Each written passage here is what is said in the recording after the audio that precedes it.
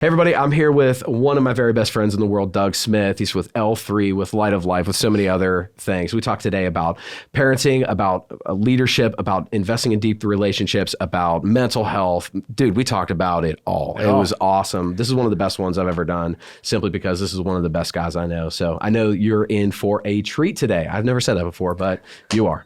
So we both were under Pastor Larry Betancourt, who completely changed our lives, right? Yeah. And, you know, we both call ourselves basically children of him, you know? So super cool, man. But over the last 20 years, man, I just have appreciated your friendship more than I could express in just a few short words here. Like you really mean a lot to me. You do so much for not only me and Lauren, and you and Laura do so much for me and Lauren, but just you've done so much for the church. You've done so much for just you've always championed me and believed in me, you know, like just appreciate you, dude. Still do, man. Yeah. Extremely grateful for your friendship as well. Again, you've been there in the darkest times of my life, the highest points of my life, cheering me on, and have been a constant source of encouragement. So it's been quite a journey, man. And hey, our best days are still ahead. They are. We're still young. Yeah, we're still young. We haven't hit 40 yet. We're hanging on to our 30s. So. But 20 years of relationship, man.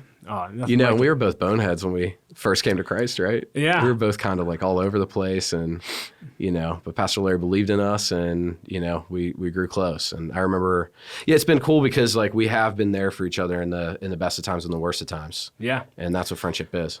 Yeah. I still remember when I met you, the week we were at Jack 2023, I think it was the last day of camp, and we were just laying on the floor, and you're like, hey, man, can I share my story with you? And that was the beginning. And so it's been a lot of fun, man. Got to be in your wedding. Got to see you have kids. We were just talking about this the other day. I still remember being in the backyard of our townhouses in that seaon, and you telling me Noah was going to be born. Man, it's just been a blast. Yeah. And so, I think that was the first time I ever grilled a steak, too. Did I get to try it? Yeah, I made you steak. I was like, this is like really dry. Like I had no clue what I was doing. I guess it wasn't memorable. I'm going to make you a steak. And, that's good. That's good. But I'm sure you've grown in your steak. Yeah. Oh, I'm smoking now. I'm doing some fun stuff. Yeah, man. So, dude, you're just for everyone's context, doing L3. Mm-hmm. You're doing Light of Life. I mean, man, there's so much that's going on in your world, and appreciate you taking time today, man. Yeah, honored to be here, man. Yeah. So, what's been going on in your world? What's the Lord been teaching you? Yeah, for me, and you know, you've been along for the whole journey. I feel like over the past 3 years, God's really taken me from a place of being a young, insecure leader, and I'll just pause there. The young leader thing, you know, I know we always joked around all the things that we heard around being a 20-something, and you know, we're not really getting into leadership. But I was at Light of Life. I guess it was 3 years ago now, and I didn't get invited to a meeting that was for emerging leaders. And I was like, this is weird. I'm always in those meetings. And I went to our executive director, and I just said, hey, like, why wasn't I in that meeting? He's like, it's 35 and under, man. And my heart's talking. I guess this is a revelation. Like, I am not a young leader anymore. I've made it. I've transitioned.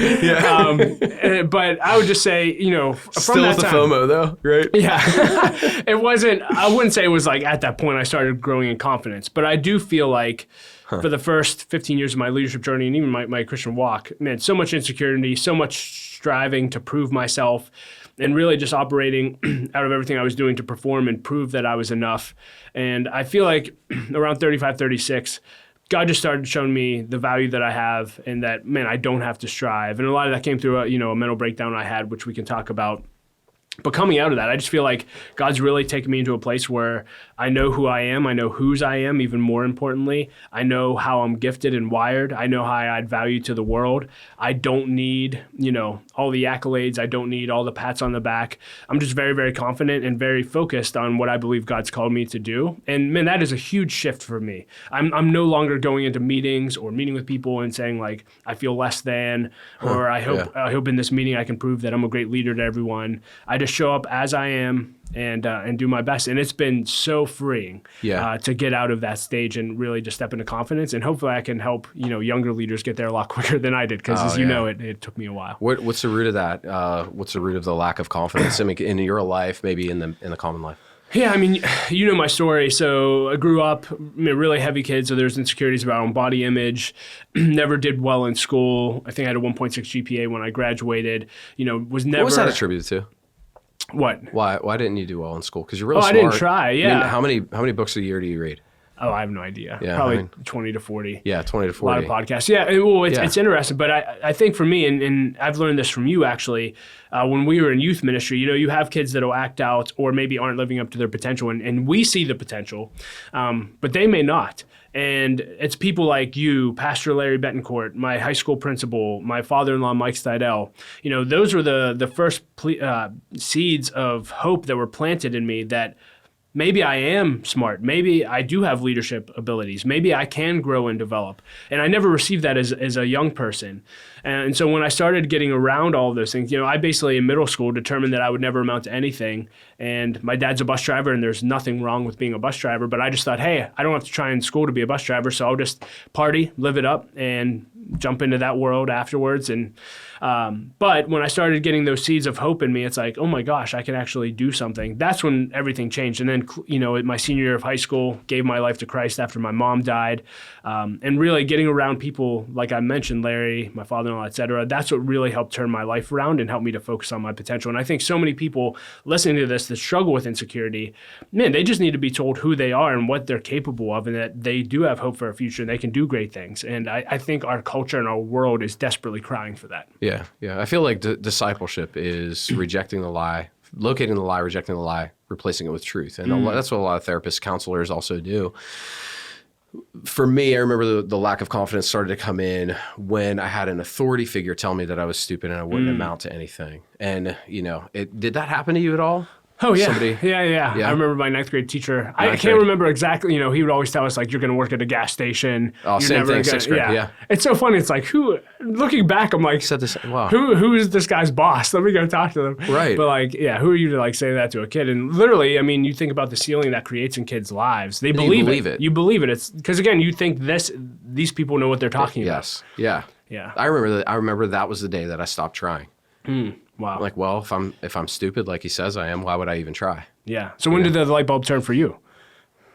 That's a great question. I don't think it ever. I think I pretended that it did. I'm speaking just kind of from, without processing it. Yeah. I think I pretended like it did, but I always carried that root of insecurity with me. And there was a moment that we were going through the land deal, and I was meeting with an attorney, and I felt like this need to continually over-prepare, right? So I prepared these legal documents. Why would I prepare legal documents when I'm paying an attorney, right? to prepare legal documents for. He's like, who did this? And I said, I did. And he's like, what? He's like, you're really smart. And I was like, oh, because Lauren would tell me I was smart. Yeah. But I'm like, Oh, you that's have to good. tell me that. You're my wife. True. You know what I mean? Yeah. I'm like, you just have to say that, Yeah, but that's so good, man. I remember you telling me, I forget what study this was, but the number one way kids in situations that they shouldn't be in, the only way that they really get out is if someone else shows them another way. Different way, yeah. I mean, that's always impacted me because Yeah. the reality is the only reason I got out was I gave my life to Christ, and I had 3 or 4 leaders show me in a different way. You're talking about discipleship.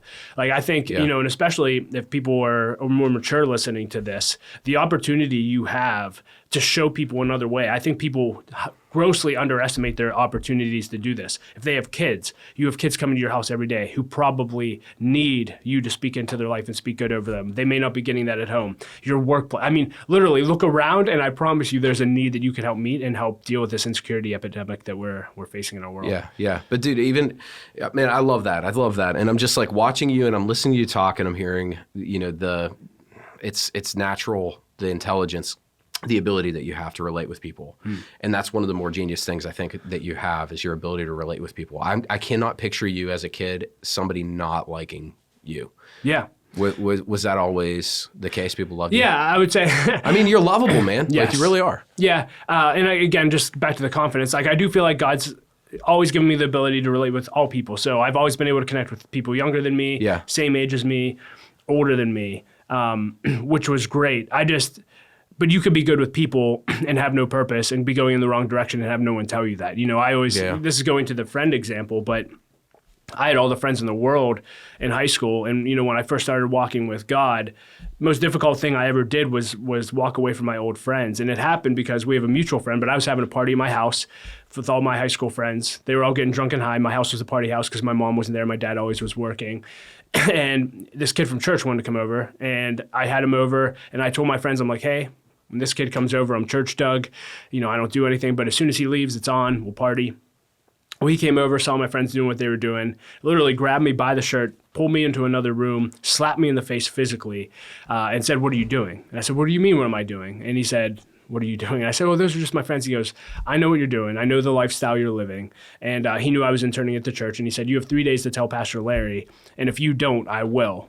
And I wanted to kill this kid because I all of a sudden, we were talking back about those seeds of hope that were planted in me. For the first time in my life at 18 years old, I felt like there may have been another way of life, that I didn't have to keep going down the path. I was on my way to being an alcoholic. I was on my way to being an addict, all these different things and not doing anything with my life. And all of a sudden I started hanging around the church and Pastor Larry, and I'm like, maybe I can do something with my life. And I thought all that was going to be over. And, when you want to talk about the power of an encouraging word, I cried for 3 days. So afraid, because I knew I had to have a conversation with Pastor Larry, who was overseeing the internship. Yeah. And what I was anticipating was for him to look at me and say, "Get out. You're done. Yeah. Sorry." And I went in. I couldn't even look him in the eye. I still remember the conversation. I'm looking down. I'm crying my eyes out, telling him what I had been doing. And I looked up and expected him, pointing his finger at me. And he had, of course, Larry. He had a huge smile on his face. He wasn't surprised. He knew. And he said, "Bubba," which is my nickname. He said, "Doug, I love you and I believe in you." And the Bible says that a righteous man falls down 7 times but gets back up again. Get back up again. But then he qualified and he said, "But I can't continue to let you lead and live the lifestyle that you're living. So what are you going to do?" And that was, I think... What a great conversation. Oh, well, I guess I'll just take it here. It's grace and truth. Grace and truth. You want to talk about people being loved. Like, I think for people to change, we talk about this in our mastermind groups. We want everyone to be fully known, fully loved, and fully challenged. In that moment, what does that mean? Fully known. I was able, because I knew Larry loved me, to actually confess a lifestyle I've been living that I wasn't proud of. I was able to be fully known in that, even though it wasn't something I was proud of. Then fully loved. Man, he didn't condemn me. He had a huge smile on his face, and he basically just said, "It's going to be okay." But then fully challenged. He didn't let me stay where I was, and I think this is where, being good with people is great, but you need people who are going to fully challenge you in your life. Yeah. And he said, "I can't let you lead like this. What are you going to do?" And that led me to walking away from all my friends, having conversations. Oh, and by the way, talk about fully loved, known, loved, and challenged. Going back to that kid that slapped me in the face and grabbed me, I had a conversation with him, and he said, "Doug, let me tell you something about friends." He said, "Friends love you the way that you are, but real friends love you enough not to let you stay where you are." Yeah. And that's when I realized that, you could have all the friends in the world, but if they're not challenging you to be better, they can love you and know you, right? All my friends that weren't walking with God knew me, loved me, even though I was on my way to being an alcoholic, doing nothing with my life, etc. And I had one person that I had a good relationship with that loved me enough to literally, physically in this case, slap me in the face. And so, we can talk more about relational skills, but when I think about it, it's great to be loved by all, but you need, we talked about this, we need deep friendships in our lives with people who will fully know us, fully love us, and fully challenge us. And you can be as great as you are with people, but if you don't have that, you're never going to develop to your potential. Yeah. So where did you get your emotional intelligence then? How did you develop that? I think I was just wired. My parents, they certainly weren't perfect parents, but I tell people all the time, my mom was always the life of the party. Yeah. So, when I think about my personality, I remember growing up, we'd have oldie nights, this is very, on 3WS. And so we would call in and we would just dance and sing all night and just have a blast. My mom was always in the school volunteering. And so she was just the life of the party. So I tell people, where I got my love for life is from my mom. And then my dad, he's more introverted, more reserved, but I've never met someone who loves people so well. He will do anything for anyone and he'll serve anyone. And when I say anyone, I mean anyone. And he always modeled that, and he never talked to me about it. He never said, "Hey, watch this. This is why I'm doing that." It's just his heart.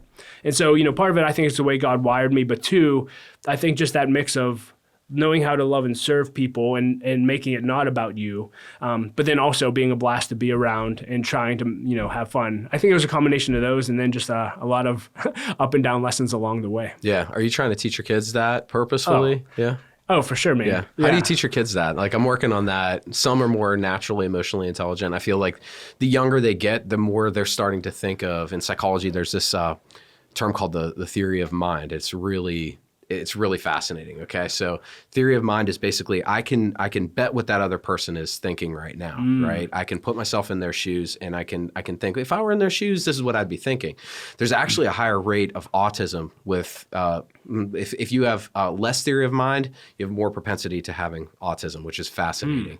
And a lot of firstborns have a lower theory of mind because they're kind of cared for. Okay. Too much probably for today, right? But I don't know. I've just been kind of ruminating on that, and I thought Lauren taught autistic children for a long time. I was actually thinking, man, how many of those were firstborn children? Wow. And Lauren said 90% of them were firstborn children. And think about the autistic children that they're mainly firstborns, which is really interesting to me. So the younger is there, and they're wondering what the other people are thinking naturally, right? So we have to teach that to the olders a little bit more, emotional intelligence. Like the firstborn is like, hey, come into the room and just tell the truth. I'm just going to tell the truth. So-and-so is doing this right now. And they're like, okay, like, let's not stir the pot. That's natural, How do you teach that? I'm working through that. Yeah, I mean, one, you're ahead of me. So I learned from you. I remember, just a sign up for a funny story, Larry, we talked about Pastor Larry being a mentor to both of us. And I remember when I first started having kids, I'm like, hey, Pastor Larry, give me some advice on parenting. And he's like, talk to Zach and Lauren. They have more modern techniques. So I've been looking at you for modern techniques on parenting. Modern techniques. Yeah, you should start a modern technique podcast. Yeah, let's do that. You and Lauren.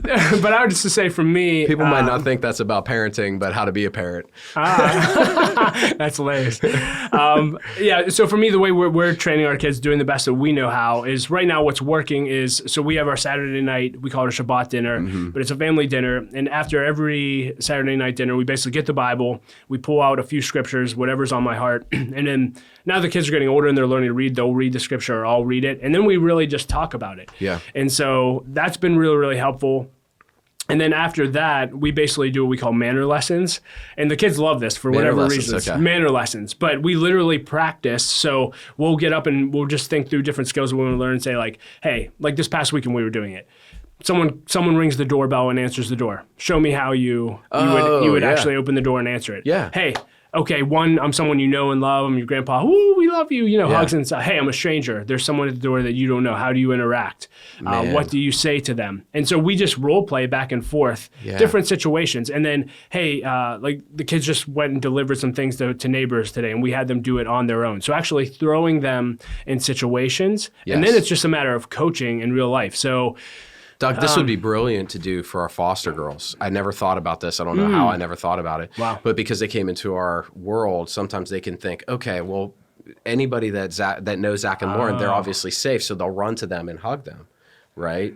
But we're like, wait, if you don't know them, like we had to teach you don't hug everybody. You don't ask them to just pick you up and carry you everywhere. I don't know everybody that might know my name. You know? No, that's so good. And especially I think just with the platforms that God's given both of us, especially, and people are listening to this and you have a big sounded platform. So arrogant, didn't it? I was like, I don't know everybody that knows my name. That's not what I meant. I mean that in a genuine way. But it's true though. Yeah. Again, when you're at a church, it's like hundreds of people know you. Yeah. And I think you actually talked about this one point, like if you're on social media and even have posted like one picture of your family, everyone on social media, you told me like thinks they know everything about your kids.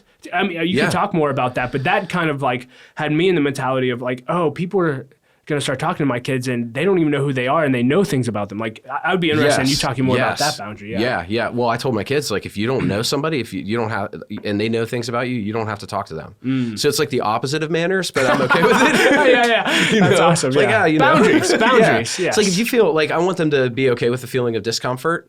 Like so if somebody comes up to them and they're like, hey, Noah, how are you? And he looks at them and he's like, I don't recognize this person. Hey, Judah, how are you? I don't recognize this person. Just say hi kindly, but you don't have to answer any questions. You don't have to, You don't have to go any further than that. That's so good. Yeah. And I think what you're saying is true, like going back to, so we do formal training, but then it's just a matter of coaching, right? And so I think we had our friend Matt Keller in the other month, and he just talked about there's two different kinds of coaching. One is us sitting across from each other and me telling you what to do and what was wrong with what you did. And the other is me coming alongside of you, putting my arm around you and explaining like, hey, what do you think that person felt? And so even just little things I'm thinking with, my two older girls, I'll hear them interact with either adults or, other people. And all they do is they'll start telling them stuff about their life and, hey, I'm doing this, we're doing this at home, or hey, we have this. And it's like, that's not, and really just sitting down with them and saying, you didn't ask them anything about them. And like, we shouldn't start conversations ever with us. Like, we should be more curious about other people. Yeah. And when you talk back about me, I think I'm also naturally wired like this, but I think one of the best ways to be good with people is to genuinely become more interested in them than you are in yourself. Yeah. And if you do that and always put others first, you'll be, and I think that's what we're trying to teach our kids of like, hey, it's not about you. Like, you don't have to tell them everything you're doing. Like, become naturally curious about other people, and that'll go a long way. But it's just coaching when they do something they shouldn't. It's just, you got to get on that and do it over and over again. What you're saying is it expands beyond parenting. It expands to just people our age, even above, right? Learning emotional intelligence is one of the best things. Angela Madden, one of her pastors, said, you're good with people, Ange, and because you're good with people, you're going to be good at anything that you do. And that's what I see in you. Thanks, I really love that about you. You and Lauren have that similar wiring when you're with people. Yeah. And you're one of the people I've watched for a long time. Like, okay, so how does Doug interact with people? That's probably how I should interact with people. Because I was more of a firstborn only child, you know what I mean? Kind of to myself a little bit more in my own thoughts. I love being obviously with people, but asking questions was not something that I learned at a young age. And so Lauren said to me one time, I'll never forget this. She said, Zach, there's one thing that people really always love to talk about. And I was like, what's that? Themselves, right? So she's like, just ask people questions, you know? But on your side of it, because you probably are so natural at asking questions, do you feel sometimes overlooked in conversations because you're making it about other people all the time? No, but it's probably because I've always done it. Yeah. The interesting thing is, like, I have a podcast as well, and I always ask for feedback because I always want to get better. And I would say pretty consistent feedback is like, hey, I want to hear more of your voice. Yeah. Like, I want to hear your thoughts and opinion. And going back to even what we talked about in the beginning of like confidence, I think I actually, out of insecurity, like I would actually hide behind questions sometimes. Oh, okay. And so like, hey, you don't need to hear anything that I'm going to say. Like, I'm not, and I think I'm starting to reverse that, but that's really helped me. Like, when I have people I'm interviewing saying like, hey, tell me your opinion. And I think I was so insecure and afraid of like, what if I say the wrong thing? Or what if I say something dumb? And all it really was I'm afraid of what the other person thinks of me when I shouldn't be. And I mean, my friend said something the other day, again, just boosting confidence. I did an interview with him and I asked him for feedback because I'm not usually on this side of interviewing. Yeah. And he said, Doug, you don't have to apologize for like your voice or anything you say. He's like, I hope you know that pretty much everything you say is going to be awesome. And so just be secure in that. And of course, can I say something dumb or that doesn't? Yes. But hearing that, I'm like, what if we all operate out of the same? Well, I shouldn't say everyone, but in general, if we were confident in saying like, man, I do have something to say, and usually what I do say is going to add value to people, I think we'd all be in a lot better place. I think the difference that we might be speaking of is you've done a consistent job of filling your heart with great things for so long that it's like gushers. You know, when we're kids, gushers, you squeeze them. What's on the inside is going to come out when you squeeze that gusher. You know, times of pressure reveal you're going to lead well in times of pressure. You know, if you have something to say in a situation, I want to know genuinely what you have to say in situations like, you know, even receiving correction from a board level, like, what do I need to do better here? Like, I genuinely respect your voice, but it's because of the nature, your heart for people, but it's also because I know that you're a man of growth. You know, I remember one time we were sitting down at Eaton Park and you were like, well, what's your growth plan? And I'm like, growth plan? What's a growth plan? What are you talking about? What's a growth plan? You know? Yeah. And so you did EOS with your family just recently for your family. Before we move into that, and we can, I do want to ask you a question because you talked about how, you know, you wouldn't have said that your natural strength of yours would have been being good with people and that you need to grow. Like, I remember those conversations early on in our relationship. And one, I just want to celebrate you. Like, to see, you know, I don't think people have any idea. Like, to see where you were in 2005 interacting with people, and correct me if I'm wrong, but I think I remember you saying like, man, if I preach a message, like, you would immediately jet like into your office because you were afraid, not afraid, but maybe didn't want to talk to people. And to see how far you've come, and actually, sometimes you forget about that, man. Yeah. Oh, you got me in the feels there. I forgot about that. Oh, well, it's been beautiful. I remember that now. Yeah. Oh, and it's interesting, man. Like, and again, I don't know how familiar people are with the predictive index, but people can look at personalities like me or Lauren and be like, wow, they must be so good with people. And I would say we are to a point, but people like you are actually more wired introverted people are more wired to actually be better at relationships because this sounds bad, but you'll actually take the time to listen and go deep with people, where more my personality, like I just want to high five everyone, build influence. Now, if I have you one-on-one, great. But a compliment that I've heard about you over and over again is, man, I've never met someone like Zach who makes me feel like when I'm sitting across from him, I'm the only person in the world. Oh, that means the world to me. Oh, man, I've heard this at least 10 to 20 times probably in the last 2 years about you specifically. So to remember you in the running to your office days to now, people are saying, Zach's probably the best relational leader I know. Oh. I mean, teach me. Like and I guess for the audience, like how have you talked about learning how to ask questions, but how else do you feel like you've grown in that ability, and like what have you learned about being great with people? Because clearly, it's been exponential growth. I was overwhelmed by the amount of people in a room, right? And touching and remembering everybody's name. And so I err on the side of going to the one and being with them. You called that out perfectly. Sometimes I'll have regret. I'm like, oh man, I didn't even say hi to anybody else. I just talked to so-and-so this week at church, and we talked before church and we talked after church, and I didn't even get to say hi to really anybody else, and investing in that, I just want. But Lauren did. Lauren talked to everybody. You're right. Yeah, you're right. So that's covered anyway. Yeah. Yeah. And Lauren's dad, Lauren's father, my father-in-law, yes. They're just, so sweet. So, there was a moment where I realized one of the deepest pains that I had revolved around friendship. And I wanted to just be a good friend. And the Lord began to really deal with my heart specifically about, just how important people are and how important relationships are in specific. And so I just fell in love with the individual, and fell out of love with the crowd, so to speak. Yeah. Just all about the person. I don't know. It's just a hard thing. And Lauren taught me how to be, a little bit better. Our wives dignify us in certain areas. 10,000%. Yeah. And, you talk about deep friendship. So, we haven't gone into it yet, but I had a mental breakdown 2020, darkest season of my life. Didn't know if I'd ever be able to work again. And so who did I reach out to? I reached out to what I consider like my deepest, closest friends, which would be you, Pastor Larry, a few other people. And literally connected with you all individually, separately, but you all basically said the same thing to me, given my personality. And you said, Doug, you've been neglecting deep friendship for a long time. And I was kind of like, at first I was like, really? Because my personality, I'm like, I have tons of friendships. Like, I don't feel like community is a lack in my life. Mm-hmm.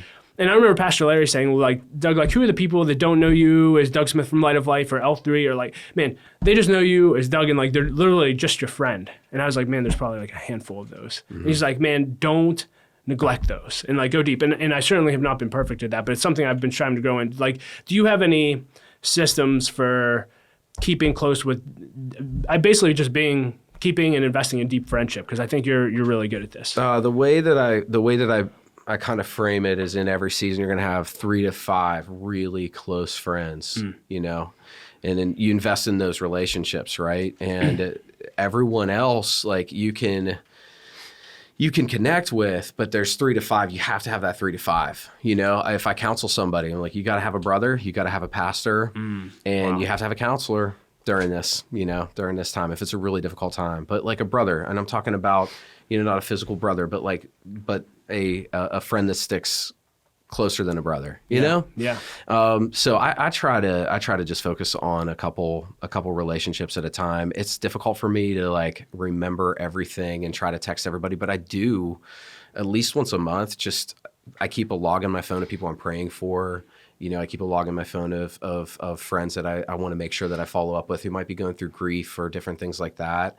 And I just kind of follow, like somebody pops up in my heart and I've been thinking about them, especially 2 or 3 times. Man, I'll shoot them a text right away, I'm like, hey, I've been thinking about you. And it's funny though, Doug, because like lately I feel like the Lord has really specifically been leading me to pray for people in very specific manners, and I'll let them know about that. My friend Juan, I actually prayed over a voice text, and he was like, you had no clue how much that meant to me today. And so like when I'm in prayer, if somebody pops up in my heart, I'll just put a voice message on and, and just pray from there. And I love that. Yeah. The other thing, again, now I'm turning this into my podcast. I'm just going to interview you. The other thing, man, I would just say that I've really admired and learned from you in the area of relationships. We're talking about being good with people. When I went through that hard time, you, Pastor Larry, and all of those people, man, when I needed you, at least my observation was like you guys dropped everything, whatever you were doing, your agenda, and man, you showed up. Like you and Lauren showed up at our house, took care of our kids. You and I went out, we had fun, Yeah. and you dropped everything. And the unfortunate revelation I had in that, I'm like, man, I'm so busy so often. And I'm like, if Zach would have called me and had the same need, would have I done the same thing? It's a challenging question for all of us. But from that time on, and again, not been perfect with it, I've really, and I think you may have even said, I would love to hear you speak about this, like showing up for people when like they need it most. Man, over the past 2 or 3 years it's been since then, I feel like there's probably been 10 to 20 opportunities where people call me and man, like they were going through it. And I won't say I was like, what would Zach do? But man, that example you provided for me, man, I showed up and it's just like, man, that was a divine appointment in that person's life that they'll never forget. And was I so busy? Like, what do I literally have on my calendar that couldn't be canceled or that's so important that I can't show up for? Anyway, I would love to hear you talk about this from a relational standpoint because you're so good at it. Okay, so I do think that some of that is from professionally being exposed to very difficult times with people. Like my job as a pastor is to be there for people in the best times and worst times. If I define my job as anything else, if it's about preaching, if it's about this, it's wrong. It's about being there for people in the best times and worst times. So of course I use that to inspire what? Community so that community can be there for people in the best times and worst times. That's all I'm doing, right? Wow. And so Pastor Jim taught me this principle and I just love it. It encapsulated so many of my feelings and learnings through the years, you know, going into the hospital room, being there for people when they lost a teenager.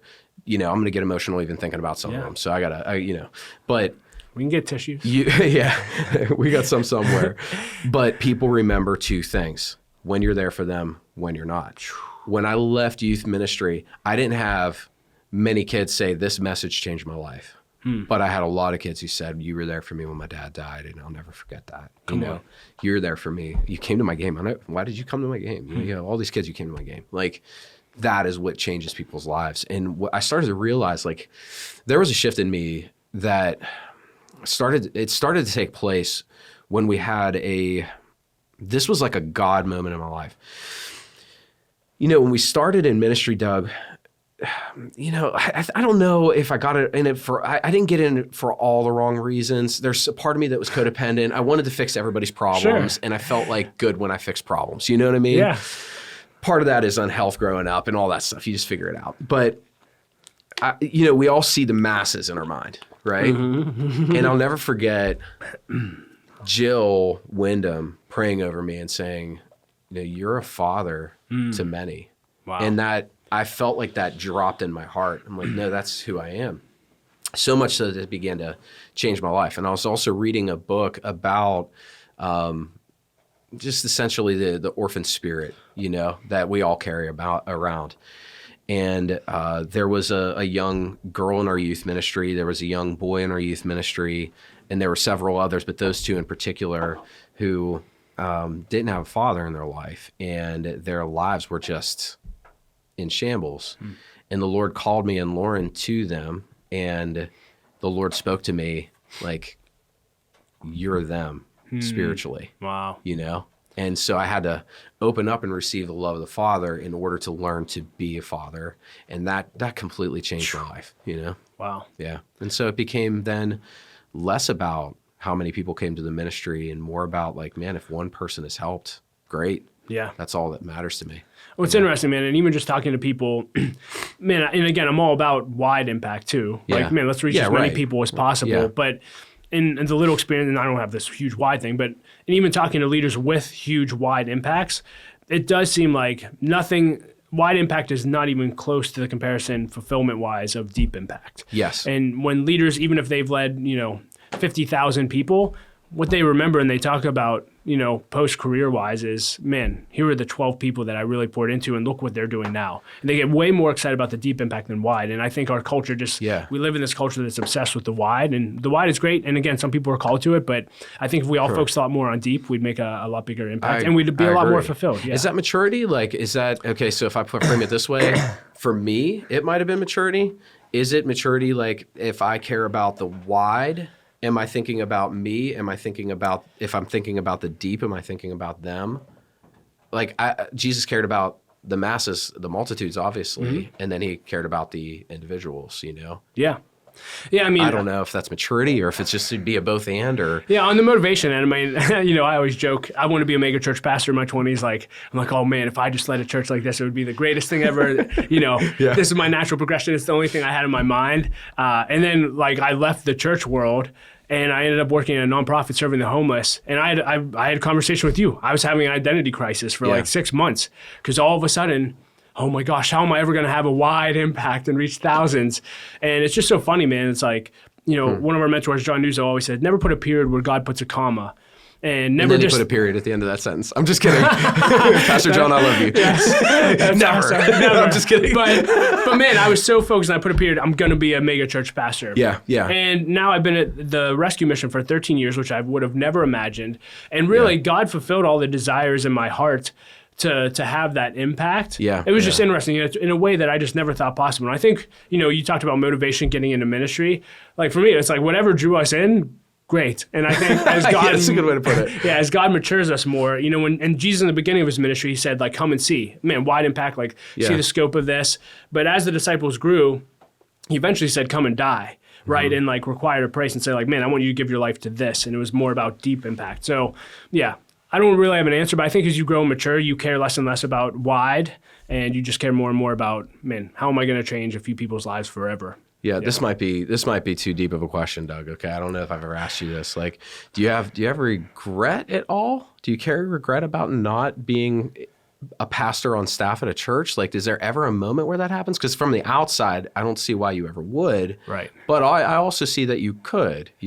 Yeah, this might be the period comma thing too. So like right now where I'm at, I'm like, what I love, and this is just me personally, and I'll just speak to, because I think there's a problem in the church, or at least people that get into ministry. I think, to your point on motivation, a lot of us could have impure motivations when we're in our 20s. We see people on platforms and we aspire to that. And maybe that's what got us into ministry. Yeah. But as you know, once you start getting into ministry and seeing what it's really all about, or maybe you get into ministry or you plant a church or something that's not blowing up like you thought it would, like you have to deal with the reality of that. And a lot of people get wounded. A lot of people get hurt by that because they didn't hit their expectation, and they leave ministry, they leave God and all of these things. And I just think, man, they just need to follow. I know it sounds like really simple, but man, just follow the plan that God has for you and let him write a beautiful story. Yeah. And stop getting so focused on an outcome.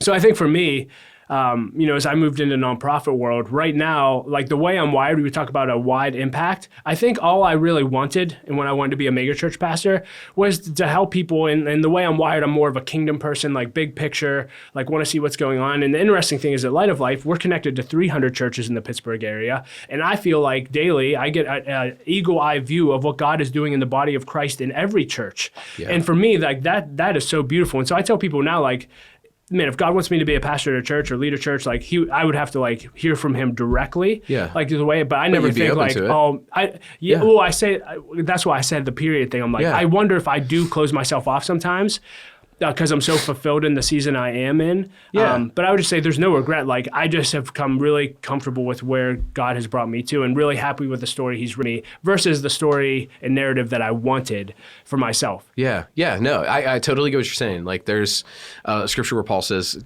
godliness plus contentment is great gain. Yeah. That's the only scripture I hated. I'm like, I don't agree with that. Yeah. Contentment, how could I ever be content? Like just more, but like, man, there's a fulfillment that comes when we can actually be present, both there and present when we're here right now, where we are. We love where we are. We're waiting direction for the next season, whatever that looks like. If it's stay. If it's go here, go. Yeah. Whatever God does. Yeah. And I would say, cool. Like, I'm still super driven. Like, the contentment thing, like, I'm always wanting more, which I guess I have to guard myself for. So, and I think that's good. I would just say on the contentment, though, I have a piece of my heart with where I am. That's exactly what it is. And if I never get to the more that I see, I'm okay with that. Like, I remember... That's the best way to put it I've ever heard. Okay. I'm not even joking. Yeah. Like, I'm thinking about it because Paul said... he worked harder than all of his brothers. So he wasn't lazy by any means. Nevertheless, not I, but the grace of God in me. So he worked hard along with the grace of God. And so contentment doesn't mean laziness. And I think that I might have, but contentment is I'm I'm good no matter what. Yeah. No matter the outcome. And like my job is like, I quote John Maxwell all the time. Like his definition of success, I think, is just so beautiful. Success in life is knowing my purpose in life. What did God call me to do? It's growing to my maximum potential. Hey, we have a part to play. You said Paul worked as hard as he could. Like we should do and work as hard as we can to do what God's called us to do, and work as though it depends on us, but pray as though it depends on God. And then the last one is just sow seeds to benefit others. Like just make a difference in the lives of others. And I remember a mentor telling me once, he said, Doug, well, actually, John Maxwell told him this. He said, Doug, if God wants to make you a name, let him do that. Man, that was life-changing. If God wants you to have a mega church, let him do that. If God wants you to have a wide impact, let him do that. Yeah, do it. Be faithful with what he puts in your hand. That's your only job. Be faithful, be faithful, be faithful. And another story that really helped me, and I might butcher this, but J.R. Tolkien, he's the guy who wrote Lord of the Rings. He wrote an essay about a tree. I'm not going to remember this. Tim Keller shares this story. But it was about a painter, and he was trying to paint this painting of a beautiful tree his whole life. And he ended up dying, and the tree was only half finished. And when he died, he went to heaven. And when he went to heaven, the first thing he saw was a completed picture of the tree. And I think for me, it was just, hey, our ultimate completion is in Christ. And I don't think we have any idea of the impact we're actually making and how God is using us. And I think when we try to define how God's using us and measure it, we just miss out on the beautiful thing that God's created that one day we're going to see and when we get to heaven and hear, well done, my good and faithful servant. Yeah, yeah. So J.R. Tolkien? Yeah, J.R. Tolkien. What was that called? Something with a tree. This Something is where with a tree. Okay. I'm gonna Google my that. details. Just Tim Keller, it's okay. Tolkien, tree. You should find it. It's That's beautiful. hilarious. Yeah. Yeah. Did you read a lot of Timothy Keller? No, I got exposed to his work through the Pittsburgh Leadership Foundation. Which you're part of, right? What do you yes, do? Yeah. What do you do with PLF? I help lead their Emerging Leaders Collaborative with Lee Kreitcher. So we have leadership collaboratives. So you're not an emerging leader, but you're I now lead the emerging leaders. leaders. There you go. I'm in that season. Yes. So, but when I went through the collaborative, it was under different leadership. It was my first exposure to Tim Keller. And that actually really helped me navigate the, like, do I regret with pastors? Because I was still kind of in that identity regret phase. Yeah. Or phase of, like, what am I doing? And basically the whole premise is just like all work is ministry. Like that revelation. Right. Bruce Bickle said, ministry is not a job. Ministry is who you are, where you are. Yes. That quote changed my life. Yes. Because I realized I don't have to be a pastor. I don't have to have, I whatever God called me to do, that's my ministry. Like, period. That was life-changing for me. So I would say the greatest, like, impact that Tim Keller had on me was that revelation. Yeah, his work on work, Evan. Every Good Endeavor. Yeah. Evan Adams did a great podcast with us here. Yeah, listen to that because Evan is brilliant. Yeah, he really is. I mean, he probably read that book in 3 minutes. He's like, I had some extra time. I read this 400-page. Evan's a good friend of mine. I'm like, how do you do that? There's no way he speed reads. Well, he's funny, man. He told me, which is inspired. I actually just tried this, Evan, if you're watching. He's like, man, I was the kid when I was 7 years old. He's like, my dad, and I think he was adopted. His dad That's right. started giving him personal growth books at 7 years old. He's like, I read See You at the Top by Zig Ziglar. I read Think and Grow Rich. So the other day, I want to pay my kids for growth. So I gave Livy, I'm like, Liv, this is the 25 Ways to Win with People with John Maxwell. And she started reading the first chapter and she asked me what 5 words meant. I'm like, I'm done. We're not ready for this yet. So Evan, you're just an anomaly, prodigal. He's a little different. Man, it was really good though. Like it was really good. Have you interviewed him on your podcast yet? It's been probably 10 years, but yeah, he was one of the early episodes. Just his understanding of kingdom and work and how that plays to the glory of God. And we're doing the classical high school together. We're starting that. It's been really fun. He's a really fun relationship, specifically when we talk about like books like that. C.S. Lewis. Not a lot of people want to talk about C.S. Lewis. Yeah, Abolition of Man is like one of my favorite books. And I talked to somebody else that was on the board, and she's like, I didn't understand a word that thing said. And Evan and I are like, oh, it's so good. You know? It's like, I don't know. Maybe I'm just more wired to read stuff like that. Yeah. This person is God's blessed genius and trust me in like amazing ways too, so that's cool. But so PLF, what are you doing with that? You're leading emergency leader, emerging leader. Collaborative, yeah. Collaborative. They have collaboratives for senior leaders and for emerging leaders. So, okay. And so then you're also with L3, you lead the Pastormind group, we call it, right? How many guys do we have in that group? I always say 15. 12 or 13, Yeah. It was, maybe 15. It might be going up, whatever. But with that, you're doing a lot of work with leaders here in Pittsburgh. What are you noticing? What are the trends that you're starting to see? I would just say that the thing I'm most excited about with L3 is our Pastormind group. So, and again, man, for me... You have two Pastormind groups? Or is it just No, I didn't one? launch the second one because Okay. I have no capacity. But Yeah, if anyone's watching this and would like to become president and run L3, let me know. Seriously. But yeah, so for me, like unity is always really important to me. And then 2 is longevity. Like I remember a pastor telling me that he believes only about 2% of Christian leaders make it to their finish line intact and fulfilling what God called them to do. And I'm like, I have to do something to change said that to you? Pastor John. Yeah, I figured Which that I thought was was him. awesome. Yeah. So good. Yeah. And so it's true though. yeah. And so for me, I'm like, what can I do to unite the body of Christ and leaders? Because I feel Yeah. like God's placed a special call in my life for leaders and bring these people together and so they could be fully known, loved, and challenged. And to bring these pastors and ministry leaders together and, now 2 years later, hearing them just say things, in tears sometimes saying, I didn't know how bad I needed this. Yeah. And, when you ask them, what did you need? It's like so simple. It's like friendship.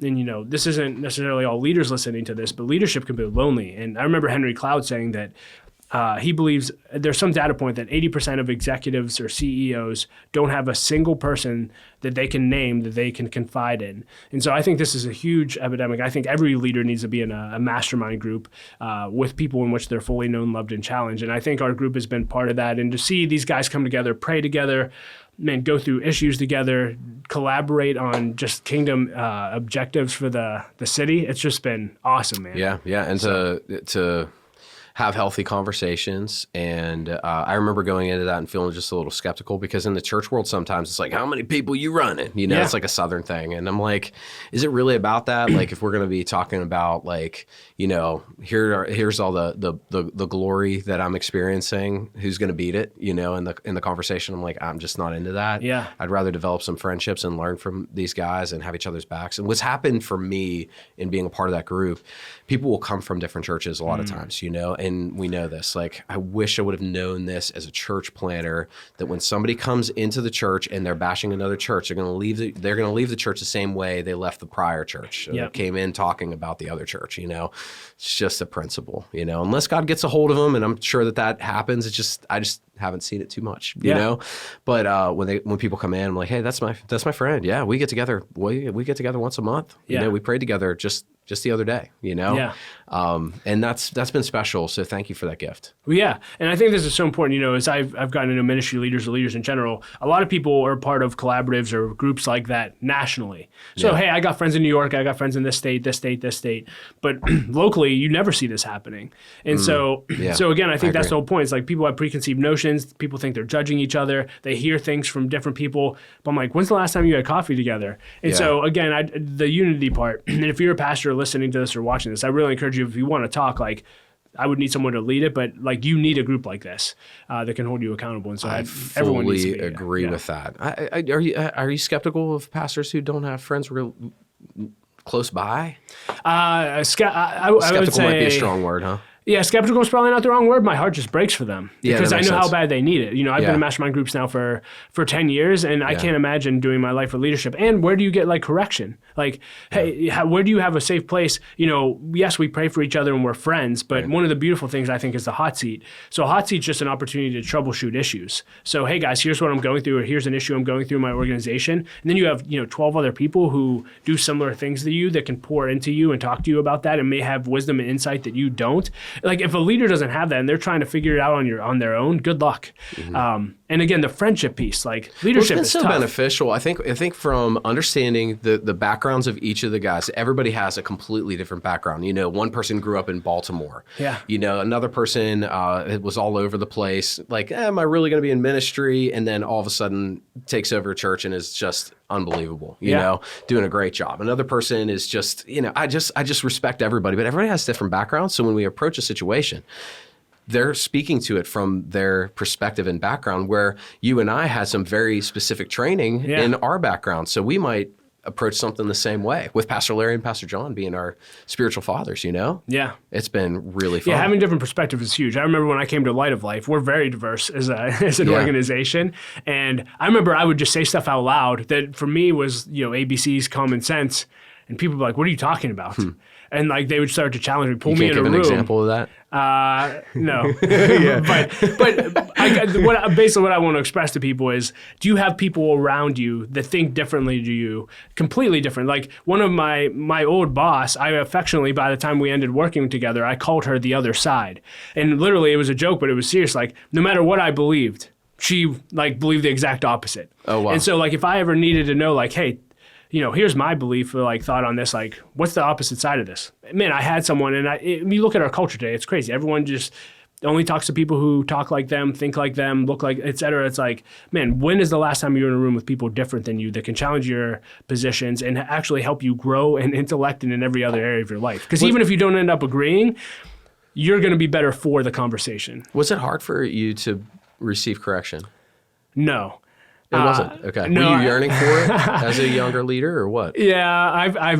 It's funny. Well, this is one criticism of me from one person, but I think it's funny, so I share it. But he said, like, he's like, you're probably the only person on the planet that I could say this to, but like, you're too teachable. Like, I'm like, yeah. I mean, literally in every one-on-one I have, in every meeting that I have, every podcast that I do, after this conversation, I'm going to say, what's something that makes me better? But my view on that, one, I would rather lean on the teachable side than not teachable. I can tell you that. But imagine if you asked that, like Laura and I have our weekly family team meeting every week. Hey, what are 3 things that you saw in me as a spouse that I did well with, that you love, specific? And then what's one thing that annoyed you that I could do better? Imagine getting 1% better in your marriage every single week. Imagine being able to grow in your profession every week. And if you don't ask for it, 2 things, like if you want feedback and be teachable, if you don't ask for it, I'd say 90% of the time you'll never receive it. Yeah. You'll have blind spots, and then you'll be blindsided when people actually come to you with feedback, because it's usually because it's come to a point where you're in trouble. Yeah. And then 2, how do you react when people give you feedback? Like all you should basically say, even if you don't fully agree or take all of it, is thank you. Mm-hmm. That's it. Thank you. And then take it home, chew on it, and say, okay, you know, we always, the Bible school, Dr. Phil Richards always say, have enough sense as a cow, eat the sticks. Or eat the hay, spit the sticks. Mm-hmm. So, okay, hey, what do I need to approve or apply? But if you do that every day and in every area of your life, like we talk about part of your purpose being growing to your maximum potential, I don't know a much better way to get there. Yeah, so I'm going to press on you personally. Press on you personally. Mm-hmm. So like if somebody comes with a correction and they have no relationship with you, does that bother you? No. That doesn't bother you at all? No. Okay. I mean, like I guess it depends on what it is. Yeah. Okay. Well, no, and I certainly like take that into account. I heard different. Like, you just said that so quick. No, it doesn't bother me. Because it doesn't. Because I'm like, God spoke through donkeys. Like, why couldn't he speak through, you know, I remember Keith Moore, who I listen to all the time. He was just talking about correction. And, you know, a prayer that I took from him that I literally pray almost every day is, God, develop me as quickly and as solidly as possible. And if that's really my prayer, and I pray that because, one, I want to grow to my maximum potential as fast as I can, but solidly, man, I don't want it to be so fast that I outgrow my character and I can't sustain the growth. So pray that God's going to answer it. And he may not always answer it in ways that you want him to. Sometimes he'll put you in situations or experiences that you would rather not go through, but it's what's needed to develop your character. Yeah. Other times he'll have someone call you out on something, and out of the blue, I don't know. It's actually been funny because I feel like, because I've been teachable like this, I was texting someone yesterday, and they gave me a piece of feedback on something coming up, and I was like, that's brilliant. Thank you so much for the feedback. And they said, that's such a Doug Smith thing to say. But man, I just feel like we would all be better. And if someone doesn't know me, like if I think it's a dumb criticism, I'll probably bring it to other people who do know me well and say like, is there any truth in this, or do you see this? Like, I'll evaluate it. That makes a lot of sense. I don't accept all feedback. Okay. If that's what you're asking. Yeah, so you have a process of evaluating that? Oh, yeah. You know, you said I'm a horrible husband. Okay, like you have no idea what goes into my 4 walls. Like, let's ask Laura that. Yeah. You know, so if it's something crazy like that, but if someone's like, hey, the way you said that in that meeting, or the way you talked to that person, or when you said this, you could have said it a different way, or you didn't take into account this audience, I'll eat that up all day. Yeah. Make me better. Yeah. Okay.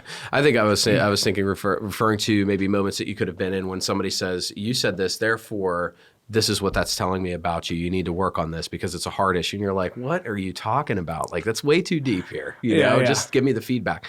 So you create purposefully spaces for feedback, and then you evaluate it by asking other people hey, what do you think about this? Is this something A lot of you have a times, relationship with? if I feel like it needs to go to other people, a lot of times Yeah. I'll just evaluate it internally. I might throw by Laura, but that's way more rare than the times I just say, okay, here's what's good How about do you it. work with a leader who's not teachable in your estimation? You fire them.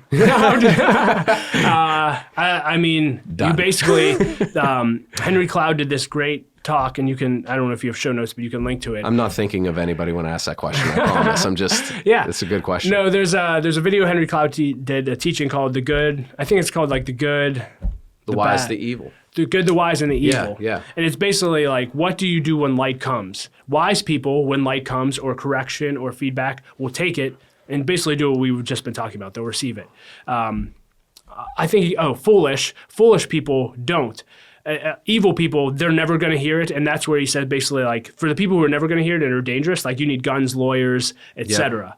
There are people like that. But for the foolish, sometimes you just have to understand, like, one, they may have never been trained. Like, again, why do I receive feedback? Because I've listened to enough and had a lot of mentors in my life tell me to do that. So you have to determine, like, why isn't this person teachable or why aren't they hearing it? And sometimes it may just be the way that you're saying it. A question that Henry asks in that is saying, hey, what do I need to do or how do I need to communicate to you in a way that you'll actually, like, hear this? And they may say... you could ask that question straight up. Yeah. That's great. Just ask it. And they may say, well, like, the way you said that, or, when you're going, and it could be you, to be honest. Yeah. They may not be receiving it because you're not good at giving it. Yeah, And so do they know you care for them? Do they Yes. know you love them? Because, I would say that I'm rare in that case that I don't care about that as much. Yes. But most people won't listen to you if they don't feel cared for and loved, et cetera. So, Okay, so I'm just going to apply that, Yeah. real quick to things that I've been noticing lately. I do a lot of marriage counseling, and the concerns, like the concern can be viewed as criticism from the other, And so we've been teaching people, like, say, hey, this is a concern that I have. It's not a criticism. Because what I've noticed is if somebody grows up with a critical parent, somebody who's just always looking at, you're never good enough. You did this wrong. You did this wrong. You look at the 5 things you did wrong instead of the one big thing they did right. They hear that voice with them all their life. So Yes. then when they get married, they bring that criticism into their marriage. And so now they're their own inward critic. And anything that you say that could be interpreted as remotely negative is automatically viewed as this person is criticizing me, this person's tearing me down. Yeah. So I've been in times with people where a husband has raised a concern, but I could see it in the wife's eyes, or vice versa. The wife has raised a concern, I see it in the husband's eyes, where he's taking it as a straight up criticism, but all she's saying is, I love you and I see more in you. Or all he's saying is, I love you and I see more in you, Yeah. And that's fantastic. Asking the question, how can I say this in a way that you can hear? Yeah. Well, Brilliant. and in that situation, another one that's really helpful that we use at Light of Life all the time in having hard conversations is if we're having a conversation right now, if we're having conflict or we have an issue with each other, basically it's like, hey, Zach, here's my thoughts on this or whatever. Can you repeat back to me what you heard me say? Yes. Before you respond? Shoot, yeah. One, you're going to make sure that they actually listen to you. But oftentimes, like, to your point, like, Yeah. you may have think you communicated, like, hey, I just need you to grow in this area. And they could be like, well, I'm a terrible husband. I'm a terrible father. I'm terrible at my job. And and at that point, that's when you can correct and ask that question of, like, how can I say this in a way? Like, I didn't mean that. Oh, you're a great husband. You're great. Like, and then a great question, like, in most conversations is, what do you want? Like, what do you want for Yes. you? What do you want for the other person? And what do you want for other parties involved?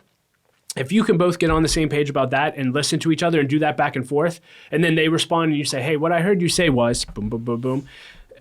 You'll have much better conversations and you'll come to much better solutions much quicker. Yeah. And if you make that a habit, you'll be set for life. That approach saved me big time. You helped me in a situation approach a person that I needed to confront in a healthy way, and you were there as a mediator. And when I said something, I said it wrong because I was nervous and I didn't want them to misinterpret. And it was like I was so nervous, Yeah. I didn't want them to misinterpret.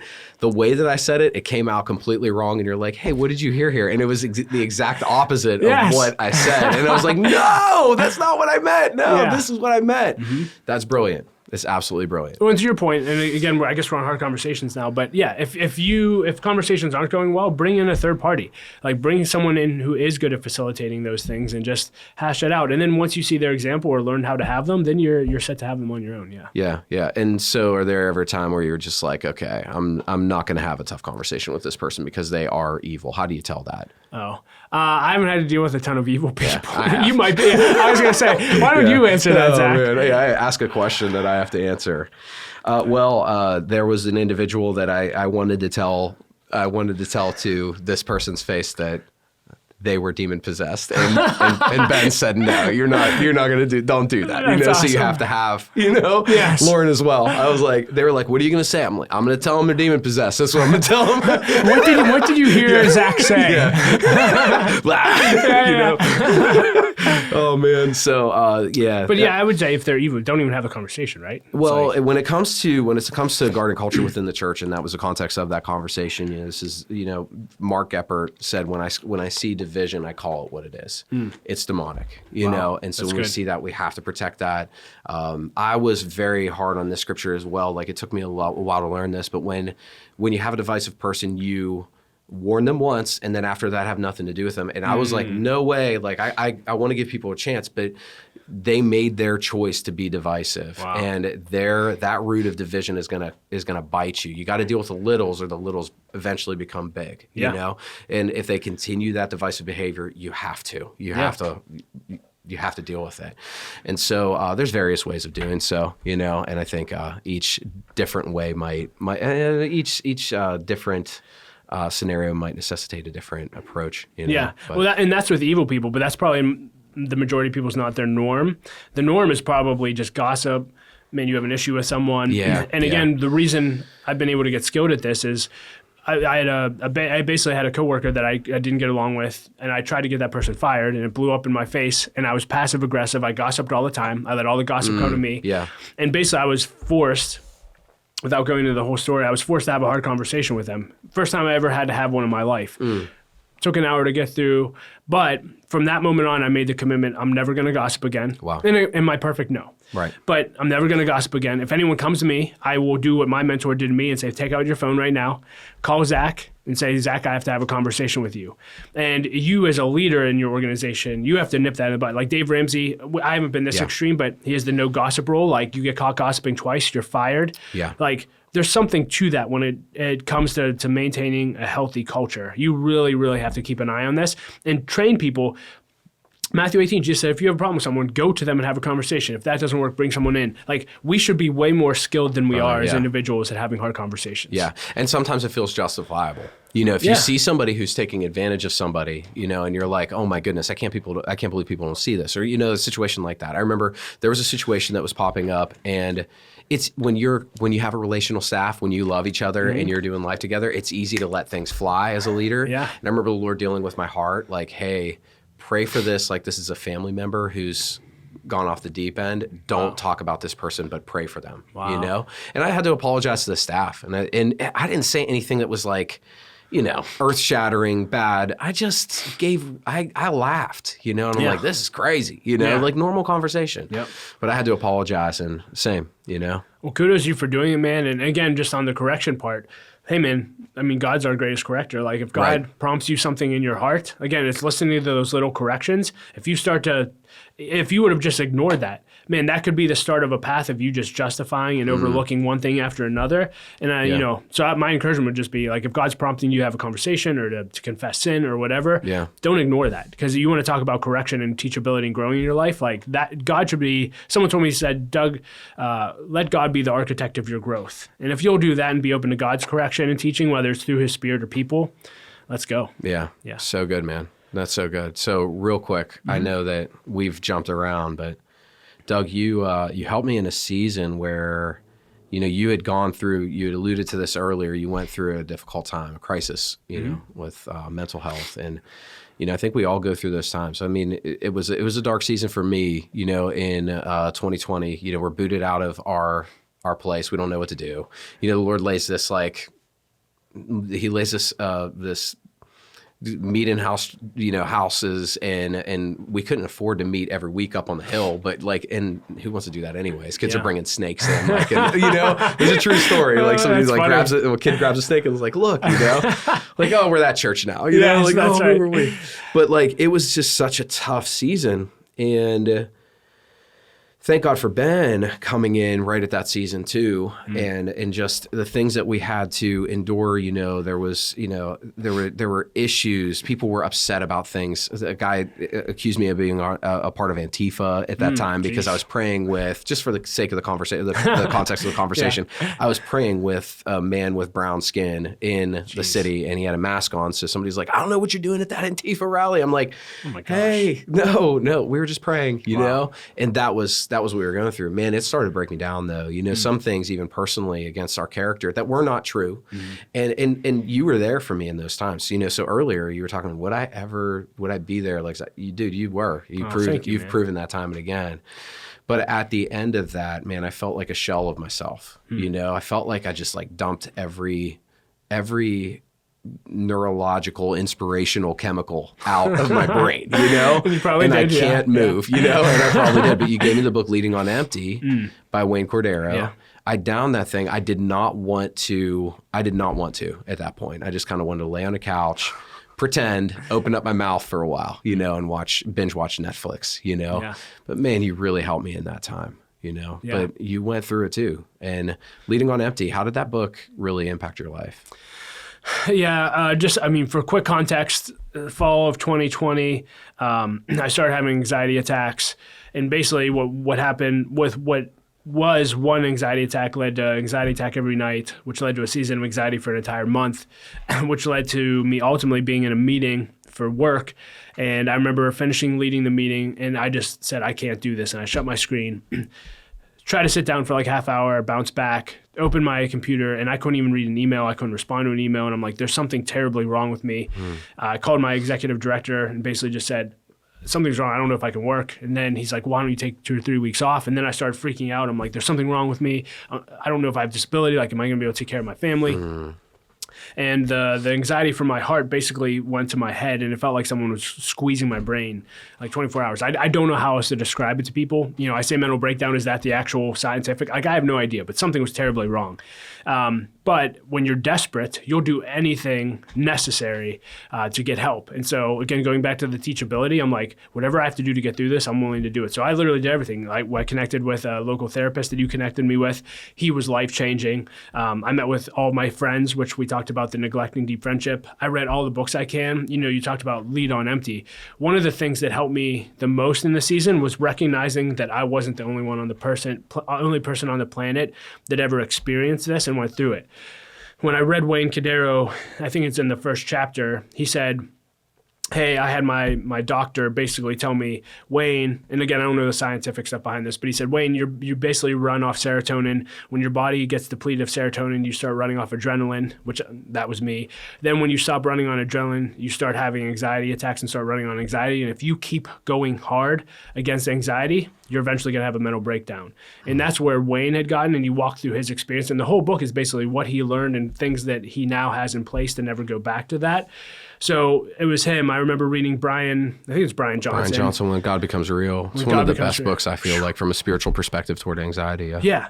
It's like, here's another spiritual giant that went through this. Louis Giglio had a 3-month season where he couldn't get off the couch. And he said, if you would have told me I would ever be, he's like, when I tell you I didn't get off the couch, like, I did not leave my house for 3 months. He said, if you would have told me that I would ever preach again, I would have told you literally that I had a better chance of riding a bicycle on Jupiter. Like, literally how he felt. I met with another pastor mentor, and he said, Doug, I can't name a leader friend that I know who hasn't gone through what you're going through. And I said, am I going to be okay? In tears. And he said, you're going to be okay. You're going to get through this. So one, not knowing that I wasn't alone was really big. And then just dealing with a lot of junk. Like 9 months prior, I'd lost my sister to a heroin overdose. And working through therapy, as a Christian, one, I thought I grieved, right? Like the Bible says we don't grieve like those without hope. And when I lost my mom, my mother-in-law, me and my sister, like I thought I grieved because it's like, hey, they're in my future, not in my past. Like, I get it. It's sad they're gone, but I saw them suffer a lot. Yeah. And so I thought I was fine until I wasn't. And my therapist said, Doug, like, you keep talking about grief. Like you never, he said, you can't say goodbye to something you never said hello to. And he said, I don't think you've ever grieved any of the losses in your life. And he encouraged me to go to all the grave sites of all of those I lost and basically spend time with God and write in my journal letters to each of them. And that was so healing for me. I ended up getting on medication. Again, doing whatever it takes, and I can continue to go down the list. And another one was just recognizing my negative core beliefs, that I wasn't enough. And so it was really probably, immediate. It was probably a 6-month journey before I started feeling like I was getting out of that. And it took about 2 years for me to get off medication and kind of feel like completely back to normal again. Yeah. And what did do you have caffeine at all? Yeah. So one of the great questions in that season was Pastor John. He said, Doug, and you have to ask in every season, what does healthy look like for me in this season? Okay, that's a great question. And so, beautiful. So I got off coffee. Like coffee was a big thing in my life. And basically I've been on tea since. I had 1 week where I had coffee recently, which was cool, but it only lasted a week. Yeah. But I've been on tea for a period of time. Like I work out 6 to 7 days a week, pretty intense workouts. For I think 2 or 3 months, I just walked. I let myself sleep in. Yeah. Rest has become really important to me. So I remember taking a really nice hike with you. Yeah. Up in Portersville or wherever that was. It was awesome. Yeah. We need to do that again. Yeah. And we don't take time to, just walk. And it's funny because I'm like, I'm going to make this part of my life now from now on. And now I'm back into my like normal drive. Yeah. But I'm like, man, there was so power in taking an hour and a half walk in my neighborhood or with a friend. Yes. And I miss that, to be honest with you. I need to get back to that. But what does healthy look like in this season? Like, great question to ask in every season. And if you start feeling those warning signs, maybe you're having anxiety attacks. That's when it's time to stop everything. Like, don't keep driving into that, because that's what ultimately led me into the situation I was in. Yeah. Is there a difference between, you don't have to answer this, is there a difference between like clinical depression and then like, man, I don't want to say I brought this on myself, but like I've opened myself up to way too much here. Yeah, because people ask me about this. Like, I know other people have experienced. Like, I didn't have depression through this, so like I still. It was anxiety. Yeah, it was a physical.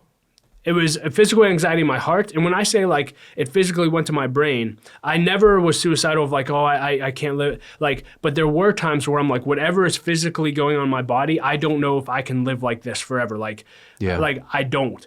And that's where like my number one question, I'm really vulnerable, but like for like 3 or 4 months, I remember asking you like, am I going to be okay? Is this ever, and I didn't know. Yeah. Am I ever going to get on the other side of this? But again, the encouragement of friends and people saying like, yes, you will.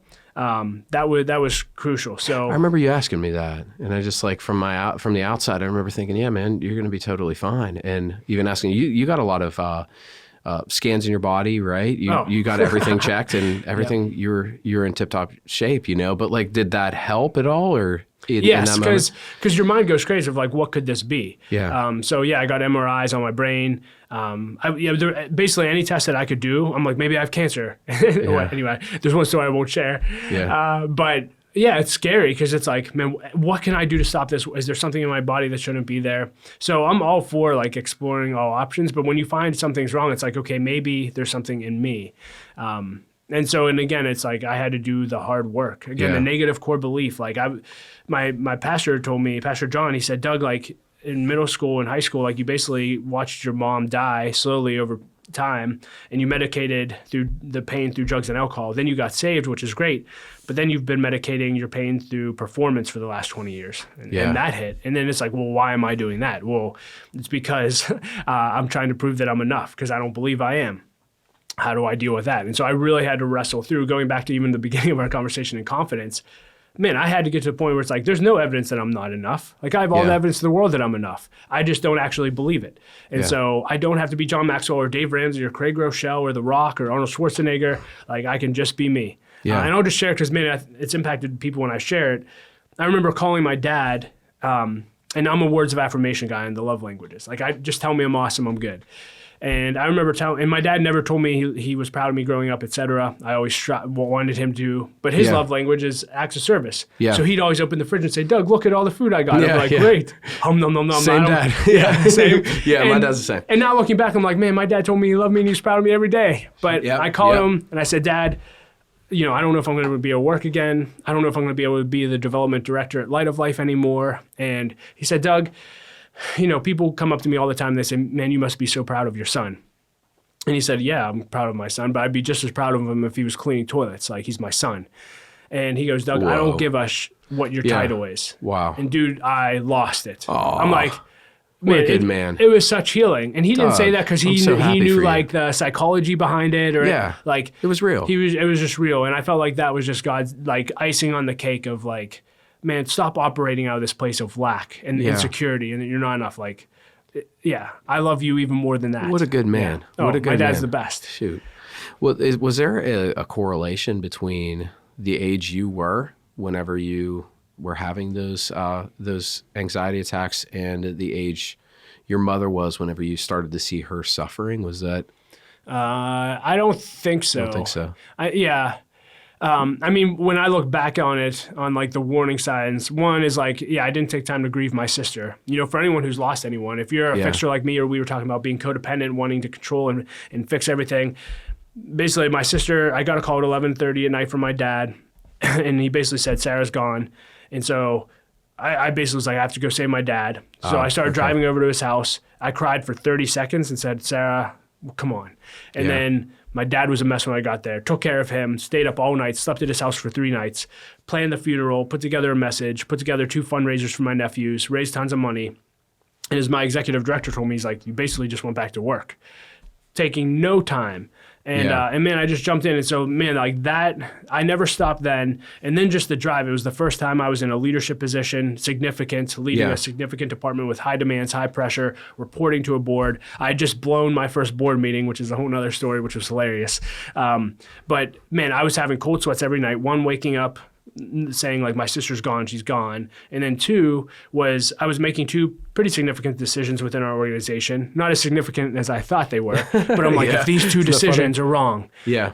Light of Life's going to go under, and Oh, it's wow. not going to exist, and I'm going to be on the front page of the Post-Gazette, Yeah. and it's going to say, this is the man that took it down, like, which is so outrageous to think about It was now. like changing a vendor or something like that. Yeah, it was changing a vendor, and we were rebranding our organization, which, like, again, could have, anyway, without going into the details of that, it really wasn't that big of a deal. But Right. I think, you know, It the felt it. reality is, and I remember a leader telling me when I was young, that's a seasoned leader, he said, yeah, like if I leave my organization and it burns to the ground, like I don't care. And he didn't mean that in an unhealthy way. Of course Yeah. he cares, but he was just saying, I'm not going to let that weigh on me and ruin me. And so that was a change in my leadership where I basically, you know, when I got healthy, like when I say I don't care, it's like I'm not going to allow the weight of any work responsibilities I have to come home with me and take away from my family time, to make me lose sleep. Like my father-in-law said, Doug, like there's very few things to lose sleep over, you know, and nothing's as bad when you go to sleep as it is like in the middle of the night, like when you wake up again. That's so true. Like just go to bed, get a good night's sleep, and you'll be fine. Yeah. And man, operating like that the past couple of years, like where something else would have crippled me in fear, now I just show up and say, we're going to do our best and forget the rest and Yeah. have fun. That's Yeah. what we tell the kids all the time. Do you, yeah, do the best, forget the rest and have fun. I love it. Yeah. Do you have a nighttime routine so that you get proper sleep? No, I would say I'm a pretty good sleeper. I try to get 7 to 8 hours is my ideal, but I fall asleep, like a lot of jokes. We try to watch movies every Saturday night with the kids, and I usually last literally 3 minutes and I'm out cold. Yeah, Like yeah. I just fall asleep really easily. Oh man, I don't know how you people do it. I love it, but I mean, like I'm 2 nights in a row, 5 hours of sleep. I get so tired about 7 or 8 o'clock at night. I'm like, oh, I'm gonna sleep good tonight, and then like go to bed, can't sleep. Just hello everybody, you know. That's crazy. Yeah, and I you've hate it. experimented and tried a bunch of stuff like Yeah, it when do works you for have a cough, season. caffeine. It and works for a season. You know, like if I was taking magnesium 3 and 8 with apigenin and L-theanine, and man, that put me out. It was great. And I'd wake up the next day, not groggy, you know, because it's not a sedative. Like a Benadryl or a NyQuil or something like that. So I would do that, and it's all natural. It's just amino acids and protein, or magnesium and amino acids. So I was like, no, this is good. This is healthy. It worked for like 2 months, you know. And then I'm like, Yeah. hey, you know. Yeah. So then I upped my vitamin D as well on top of that, and I slept for another good 2 months, and now I'm back to the pattern of 5 hours of man. sleep, and that's it. We were also foster parents, and the kids had a very hard time, Yeah, you know, that and makes so sense. that started to interrupt the circadian rhythm a little bit, you Yeah. know. That's Hopefully it's frustrating. just a season, yeah. Yeah. You know, they're getting so much better as they feel safe and they feel, you know, cared for. And they also learn they can pull blanket up over top of their, you know, over top of their shoulders. They Yeah. don't need to scream for us to get that, you know. But hey, it's an honor, you know. Yeah. It's an honor to do that for I them love what and, you guys are doing and to there. teach them. Yeah. Here's how you do it, baby. You know, Yeah. they're like, okay, gotta go back to bed now. But man, that's Doug. I really appreciate your friendship. You are you mean so much to so many people. Oh, thanks, man. Yeah. I'm just really happy for where you are in life. I'm proud of you. I'm happy for you in so many ways. Thank you, man. Right back at you. Any last words before we cut her off? No, this was a great conversation, man. We covered, I think, everything. Just, again, grateful for your friendship. This was super fun. I mean, just given the history, going back to relationships. So invest in deep relationships. Let's just leave with that. This is the outcome of deep relationships. Been fully known, fully loved, fully challenged, and lots of laughs and fun memories that a lot of times we can't share on things like this. Yes, dude. That was a blast. So thanks so much for being with us today. Honor, man. You did great. Table Talks. Yes.